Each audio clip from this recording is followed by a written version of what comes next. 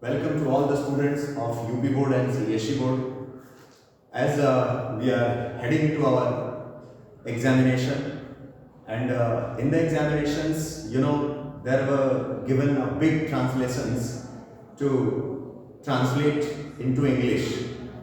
So most of the students found difficulties in past tense.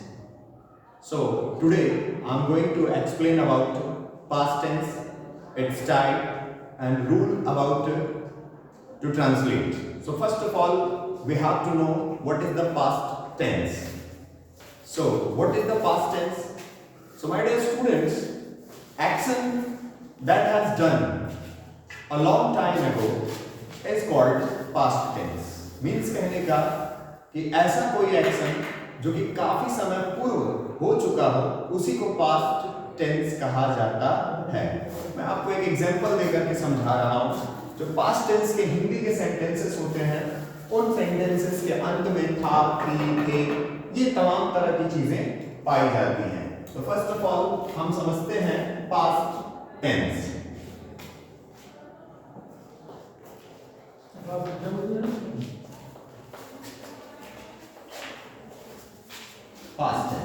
Past tense क्या होता है इसको पहले हम लोग समझते हैं। An action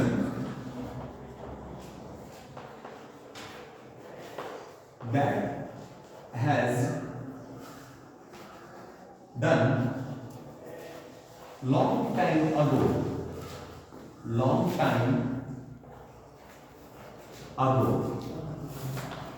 is called past tense। और दूसरी चीजें हम कह सकते हैं कि हिस्टोरिकल फैक्ट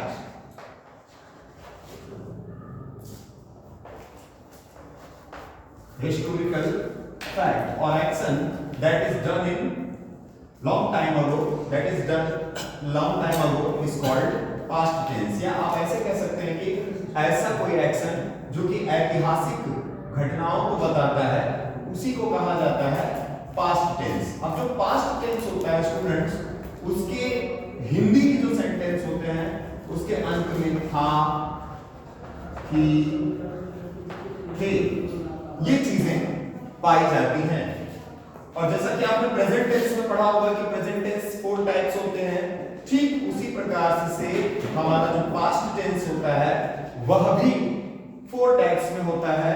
तो हम लोग शुरू करने चल रहे हैं पास्ट के टाइप्स, देखते हैं कि पास्ट के टाइप्स कौन कौन से हैं, फिर उसके बारे में आगे स्टडी करते हैं। Let's have a look. तो टाइप्स ऑफ पास्ट टेंस में जब हम प्रवेश करेंगे तो फर्स्ट रूप, पहला जो रूप आपको मिलता है उसको कहा जाता है past indefinite.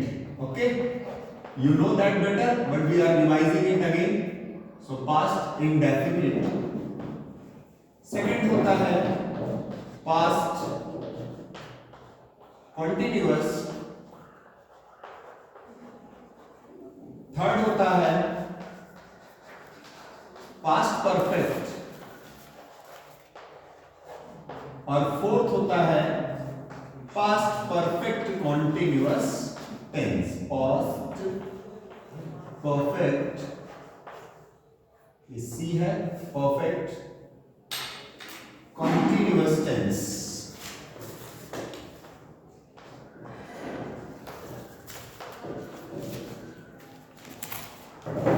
continuous। okay, so these are the 4 types, past indefinite, past continuous, past perfect and past perfect continuous। These are the 4 types। okay, now let's begin past indefinite। past indefinite के बारे में आज हम लोग इसके structure, इसके translations के बारे में हम लोग पढ़ते हैं। okay, so here look and let's start। what is past tense? Past indefinite tense। what is past indefinite tense? तो मैं इसको इसको एक ट्रिक पे आपको समझाने की कोशिश करूंगा, इसको ट्रिक पे समझने की कोशिश आप करिएगा कि ऐसा कोई भी हिंदी का सेंटेंस जिसके अंत में या ई ए मिले, क्या या ई और ये, जैसे आया गया खाया पिया सोया है, दौड़ा भागा कूदा मारा पीटा, इस तरह के शब्द अगर मिलते हैं या ई ये, अगर ये सारी चीजें आपको किसी भी वाक्य के अंत में मिलती हैं तो आप समझ जाएंगे कि वो क्या होना चाहिए, पास्ट इंडेफिनिट होना चाहिए। एक बार फिर से बता रहे हैं, पास्ट इंडेफिनिट को पकड़ने का बहुत आसान तरीका, हिंदी के जो सेंटेंसेस होते हैं उन सेंटेंसेस के लास्ट में हमें मिलता है या ई और ये। कुछ सेंटेंसेस ऐसे मिलते हैं जिसके की अंतिम का जो अक्षर होता है, हिंदी का अंतिम जो शब्द होता है, वहां पर आपको ता था, ती थी, ते थे, इस तरह के शब्द आपको मिलते हैं। तो मैं आपको एक जनरल रूल आपको पढ़ाने चल रहा हूं, देखिएगा। पास्ट इंडेफिनिट के सेंटेंसेस में आपको क्या मिलना चाहिए, या ई और ये मिलना चाहिए, या फिर ता था, ती थी, या फिर ते थे। जैसे मैं पढ़ता था, वह लिखती थी, वे खेलते थे, इस तरह से ता था ती थी या ते थे मिलेगा, या फिर या ई और ये, मतलब आया गया खाया पिया सोया, या गई आई पढ़ी लिखी, गए आए पढ़े लिखे मारे पीटे, इस तरह के जो होते हैं शब्द हमको मिलते हैं तो जान लेना कि वो कौन सा टेंस होगा, हाँ पास्ट इंडेफिनिट टेंस वो होगा। अब हम इस पे रूल पढ़ते हैं, तो इसका जो पहला रूल होता है स्टूडेंट्स, दैट इज अफर्मेटिव,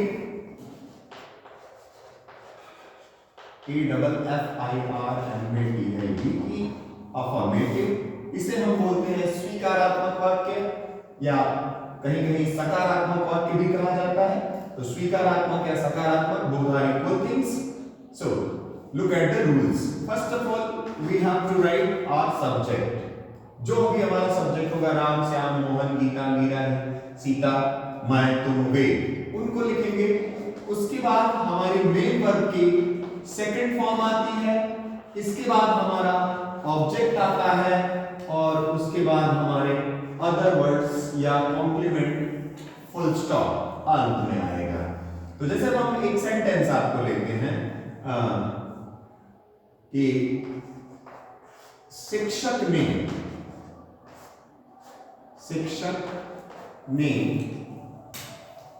मुझे पढ़ाया, शिक्षक ने मुझे पढ़ाया। देख सकते हैं आप, वाक्य सकारात्मक वाक्य है, शिक्षक ने मुझे पढ़ाया। ओके, ये यहां पे एक छोटा सा बिंदु है, पढ़ाया। अब इसको हम समझते हैं कि इस सेंटेंस में काम किसने किया भाई, हाँ जी, तो इस सेंटेंस में काम किया शिक्षक ने। Very good. तो सब्जेक्ट कौन बना हमारा, शिक्षक, यानी कि द टीचर, अब वर्ब क्या है यहां पे, पढ़ाया। तो पढ़ाना इंग्लिश क्या होती है, टीच। तो यहां पर वर्ब का कौन सा फॉर्म लगेगा, सेकंड फॉर्म लगेगा। तो क्या होगा, the teacher taught, the teacher taught. Teacher पढ़ाया, किसे पढ़ाया, मुझे इंग्लिश में। तो क्या हो जाएगा, the teacher taught me. Very good, समझ में आ गया, द टीचर टॉट मी, शिक्षक ने मुझे पढ़ाया। या एक और वाक्य देखते हैं, हम हॉकी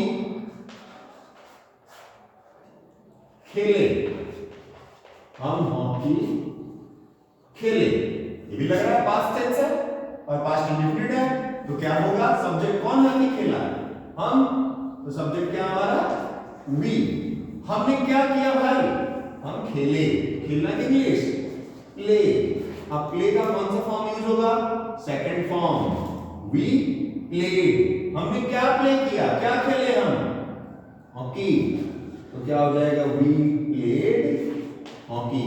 हमने खेली हॉकी, अर्थात कि हमने हॉकी खेली या हम हॉकी खेले। आई होप आपको ये चीज समझ में आ गई होगी। कमेंट करके जरूर बताइएगा कि पढ़ाई का तरीका, पढ़ाने का तरीका आपको कैसा लग रहा है। और अगर मेहनत अच्छी लगे, तरीका अच्छा लगे, तो इस चैनल को आप लोग सपोर्ट करिएगा, लाइक शेयर सब्सक्राइब जरूर करिएगा। आगे चलते हैं। मैं किसी को विवश नहीं करूंगा लाइक शेयर सब्सक्राइब करने के लिए, क्योंकि अगर मेरे परिश्रम में बल होगा तो आप लोग अवश्य सब्सक्राइब करेंगे। अगर आपको मेरी मेहनत पर भरोसा होगा, आपको लग रहा होगा कि ये पढ़ाने लायक है, तो आप लोग अवश्य सब्सक्राइब करेंगे, शेयर करेंगे, लाइक भी करेंगे। और यदि आपको नहीं लगेगा तो मेरे कहने से आप लाइक करने वाले नहीं हैं। चलिए, लाइक शेयर सब्सक्राइब को हम लोग छोड़ते हैं, अपने मेन टॉपिक पर आते हैं, पढ़ाई की, जो कि हमारा मेन है। अब हम पढ़ते हैं अपना सेकंड रूल, जिसको कहा जाता है नेगेटिव। नेगेटिव अर्थात नकारात्मक वाक्य या निषेधात्मक वाक्य, इसको हम बोलते हैं नेगेटिव सेंटेंस। सेम चीज रहेगी बेटा, बहुत अंतर नहीं होने वाला, मामूली सा एक अंतर होगा, आप घबराइएगा नहीं। देखते हैं क्या? सब्जेक्ट, इसके बाद डिड।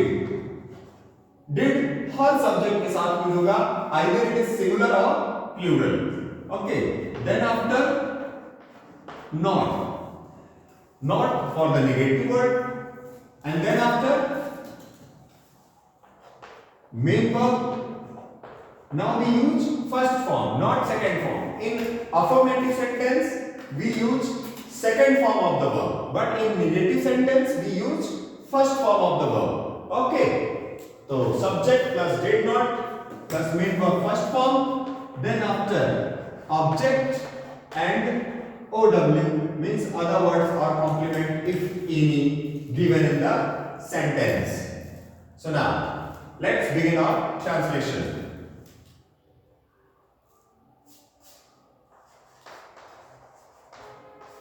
राधा बाजार से नहीं आई। से नहीं आई, ये सेंटेंस है, पास्ट टेंस, पास्ट इंडेफिनिट। अब देखो कौन नहीं आया बाजार से? Radha. Radha will be the subject, Radha. Okay, अब राधा के साथ क्या आएगा? Helping verb did. डिड के साथ नहीं के लिए क्या आ जाएगा? नॉट। तो क्या होगा? Radha did not. अब राधा ने क्या नहीं किया? आई। तो आना की इंग्लिश कम। कम का फर्स्ट फॉर्म भी कम ही रहेगा, तो राधा डिड नॉट कम। कहां से नहीं आई भाई? बाजार से। तो से के लिए लगाएंगे from. Did not come from market. Okay, समझ में आ गया? एक और देखते हैं। हमने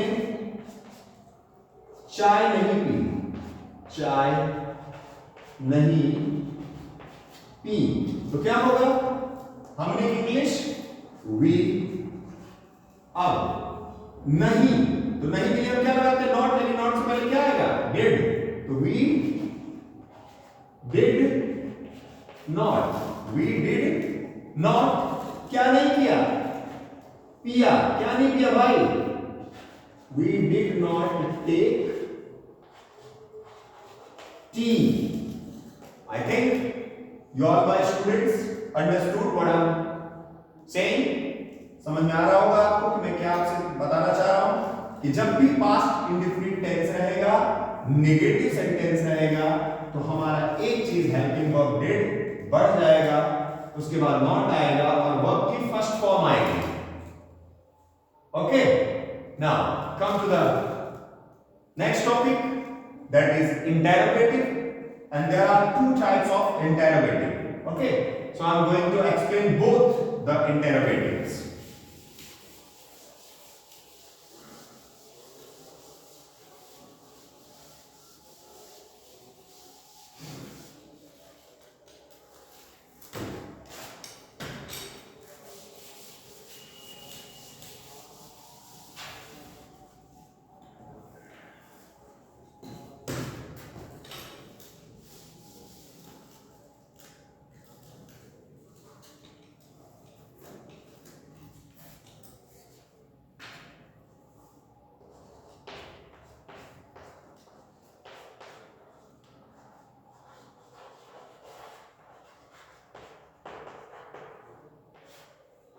Rule first. Yes no type questions. Yes no type sentence. अब ये yes no type sentence क्या होता है बेटा? तो yes no type sentence ये होता है कि जिसका आंसर हम केवल दो वर्ड्स में दे सकते हैं, या तो हम yes में इसका आंसर देते हैं या फिर इसका आंसर हम no में देते हैं। तो जो भी yes no type का सेंटेंस होता है किसी भी टेंस से रिलेटेड, उसका जो हम बिगिनिंग करते हैं वो हेल्पिंग वर्ब से शुरू करते हैं। आपने प्रेजेंट टेंस में पढ़ा होगा कि वहां पे आप जब इंडेफिनिट पढ़ रहे थे तो डज से शुरू किया था, कंटिन्यूअस में थे तो आपने इज एम आर में से शुरू किया होगा, किसी से परफेक्ट पढ़ा होगा तो उसमें हैज हैव से शुरू किया होगा। ठीक उसी प्रकार से जब हम इंडेफिनिट के अंतर्गत आते हैं पास्ट के, तो यहां पर हम लोग क्या करते हैं, इंट्रोगेटिव को फर्स्ट टाइप ऑफ इंट्रोगेटिव हमारा हेल्पिंग वर्ब से शुरू होता है, जिसको कि हम बोलते हैं डिड। तो हमारा डिड से शुरू होता है, लेकिन हम कैसे जानेंगे, कैसे पहचानेंगे कि ये हमारा first type of interrogative sentence है? हाँ जी, तो उसको पहचानने का बहुत आसान सा तरीका मैं बता रहा हूं कि अगर हिंदी के सेंटेंस में आपको क्या शब्द शुरू में दे दिया है, अगर हिंदी के सेंटेंस में क्या शब्द आपके प्रारंभ में दिया गया हो, तो उसका जब आप ट्रांसलेशन करेंगे, okay, so that begins with helping verb। तो यहां पर जब हम पास्ट इंडेफिनिट में प्रवेश करते हैं तो हम सबसे पहले बोलते हैं did। did के जस्ट बाद हमारा आता है सब्जेक्ट, मेन वर्ब की फर्स्ट फॉर्म आएगी, उसके बाद हमारा ऑब्जेक्ट आएगा, उसके बाद हमारा ऑब्जेक्ट और यहां पर कॉम्प्लीमेंट या other words and mark of interrogation. Okay, आप इसका स्क्रीन शॉट ले लीजिए, तब तक हम आगे आपको ट्रांसलेशन करके दिखा रहे हैं।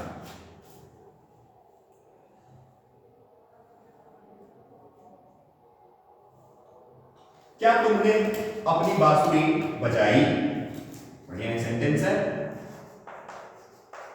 क्या तुमने, वेरी गुड, अपनी बांसुरी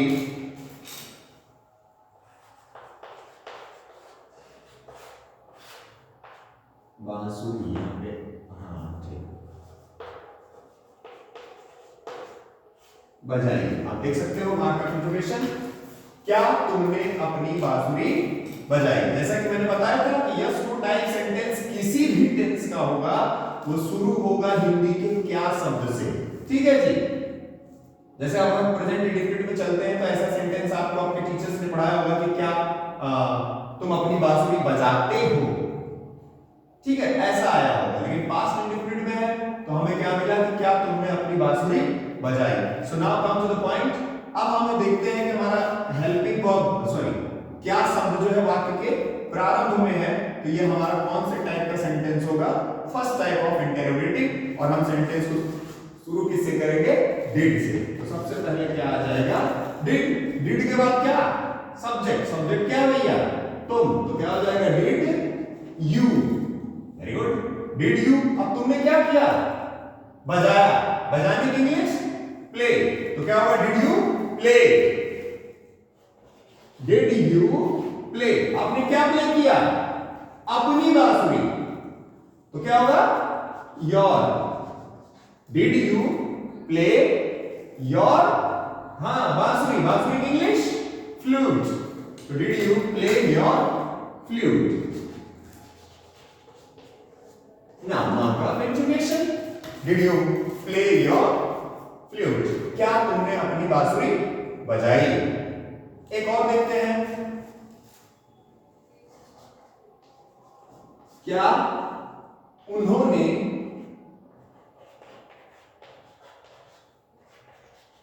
सांप, सांप तो आप लोग जानते होंगे काफी डरावनी चीज है, देखने के बाद हवा टाइट हो जाती है भाई। तो क्या उन्होंने सांप पकड़ा? Question mark. क्या उन्होंने सांप पकड़ा? तो क्या लिखेंगे हम सबसे पहले है अपना, हाँ हेल्प की वर्ब लगाएंगे, डिड। सबसे पहले क्या हो जाएगा, did.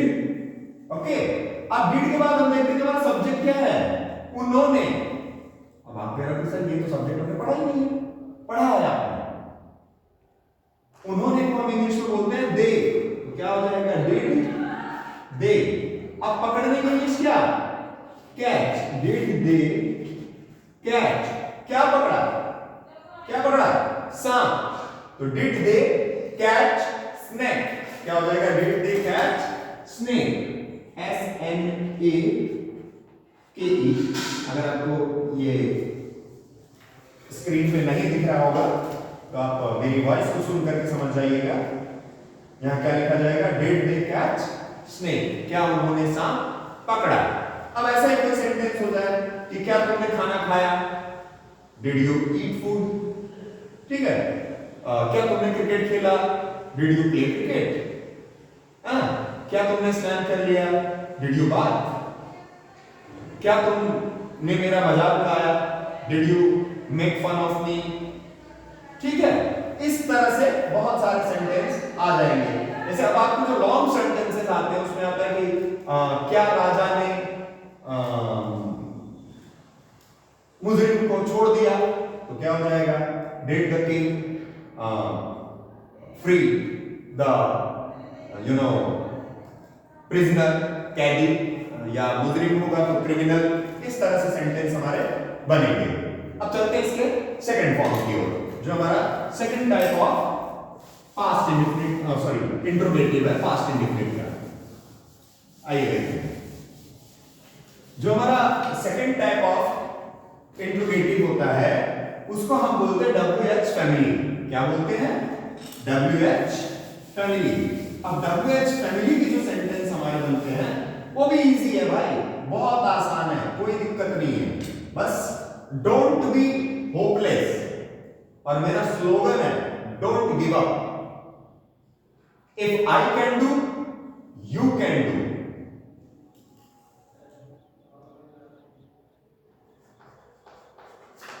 WH word family.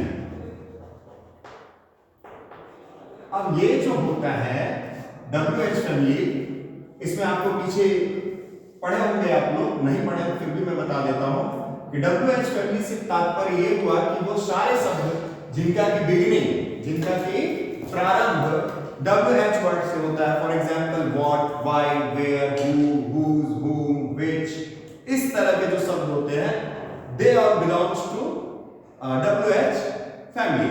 So now how we are going to translate this type of sentences? So look at, सबसे पहले हम अपने WH वर्ड्स को लिखेंगे जो हमारे सेंटेंस में आया होगा। ठीक है, उसके बाद हमारा हेल्पिंग वर्ब आएगा डिड, उसके बाद आएगा सब्जेक्ट, उसके बाद आएगा मेन वर्ब का फर्स्ट फॉर्म, उसके बाद आएगा हमारा object, other words and mark of interrogation. Now look at the board. मैंने क्या बताया कि अगर हमारा सेकंड टाइप ऑफ रूल है WH फैमिली, तो सबसे पहले हम क्या लिखेंगे, WH वर्ड्स, उसके बाद हमारा डिड, फिर सब्जेक्ट, उसके पश्चात मेन वर्ब की फर्स्ट फॉर्म, ऑब्जेक्ट, और फिर अदर वर्ड्स या compliments if anything is given in the Hindi sentence. So look at here. माया कब सोई,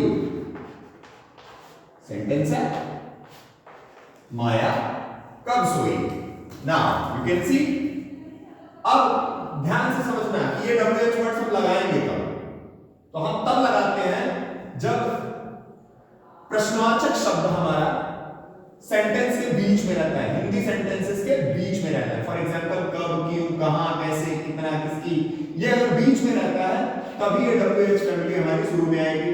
सो आप यहां देख सकते हैं कि ये सेंटेंस के बीच में आया हुआ है कब. तो हम सबसे पहले क्या लिखते हैं, when. अब WH वर्ड हमारा हो गया. फिर क्या लिखा है, did. when, did, then after क्या हमारा सब्जेक्ट. इस सेंटेंस में सब्जेक्ट क्या है, कौन सोया, माया. तो क्या हो जाएगा, when did माया, माया ने क्या किया, सोया. तो क्या हो जाएगा, when did Maya sleep. Okay, when did Maya sleep. Question mark. Next one, एक और वाक्य देखते हैं.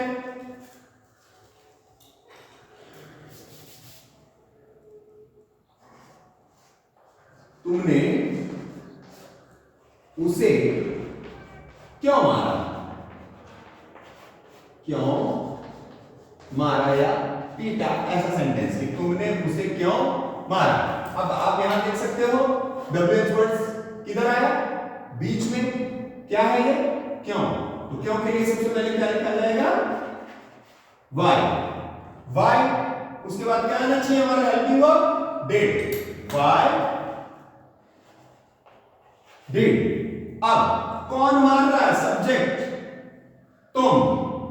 why did you, सेंटेंस क्या बना, why did you हाँ मारा, beat. why did you beat, किसे मारा, उसे. तो यहां पर him भी हो सकता है और her भी हो सकता है, because of that gender is not clear. तो him और her दोनों भी आप यहां पर रख सकते हैं. Question mark. Past indefinite tense is finished my dear students. एक बचता है इंट्रोगेटिव नेगेटिव. तो उसके लिए मैं रूल बता देता हूं कि अगर मान लीजिए कि कहीं पर नॉट शब्द इस तरह के सेंटेंस में आता है, तो जो हमारा सब्जेक्ट आपने लिखा है, इस सब्जेक्ट के बाद आप इंक्लूड कर देंगे नॉट. जैसे कि अगर ये रहता है कि तुमने उसे क्यों नहीं मारा, तो क्या हो जाता, why did you not beat him. ये होता, लेकिन फिलहाल के लिए आप समझ चुके होंगे 90% से ज्यादा इसमें मैंने पास्ट इंडेफिनिट को कवर करने का कोशिश किया है. और यदि आपको मेहनत अच्छी लगी, पढ़ाने का तरीका मेरे अच्छा लगा, तो इस प्लेटफॉर्म पे आप विजिट करते रहिएगा, इस चैनल पर आप आते रहिएगा, सब्सक्राइब कर लीजिएगा, लाइक कर लीजिएगा. आज के लिए इतना ही. जय हिंद.